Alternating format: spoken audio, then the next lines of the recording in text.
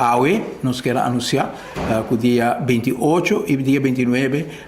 nós temos um programa similar caminha com nossa força de diferentes setores de nossa comunidade, diferentes departamentos, diferentes ministérios e nossa comunidade também. Para dia 28 e 29 também tem uma ação de voluntários sumamente grande na Aruba, caminha com nossa enfocado arriba aspecto de limpeza, pero no mesmo momento também cada instância, cada organização, cada instituto que mira uma oportunidade para ronde fecha e também fazer algo portar distinto de manutenção de cancha deportivo, manutenção de uma área de recreação, uma facilidade comunitária, nós invitar a comunidade também para se sentir livre e onde nós podemos apoiar tipo de iniciativa e também nós queremos que é um momento oportuno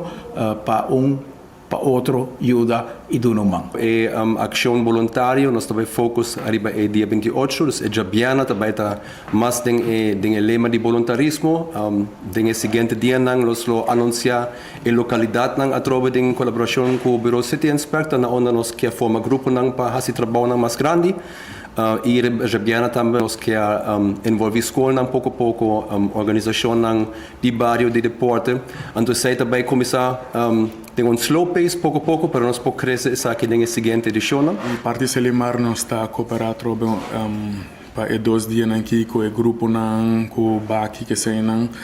e o qual é importante tá para por separar o sushi assim na hora que nós chega lá e baki que nós por flow também mais ali que tem grupo para inan que pode ajudar você que sushi assim nós está flow de baki tá vai mais ali nós separar baki que nós pode mais tanto sushi possível. E foi da assim, a meta calcular para tur gente por chegar tem tigre paciência, porque tem hora reina tá largo, of baki não tá yen que sai que me se dissuar rato, pero nós por base nos best para cooperar para ter Aruba limpa. Deve também tá por conta com heavy equipment para nos fazer canto de caminho na limpa, outro cancha na limpa, é bom também para por fazer uso de sítio de desperdício, a zona de desperdício que está abrindo throughout de semana para já saber também, sabe para particular bom de sair para kita tudo sushi na fora de caia, fora de castor que é para hinquei para não poder poner se na ruína. Separação de sushi é parte mais essencial para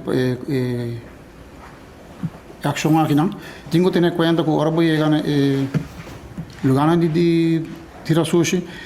ter conta que também tem gente para indicar bolso onde para tirar diferentes tipos de sushi não. Então também nos banda também tem gente da correndo rond para que tu costa anda de bom pia. De nos parte nós pedimos para bang cooperar, bang ajuda, bang separar sushi e tirar tu cos na necessidade.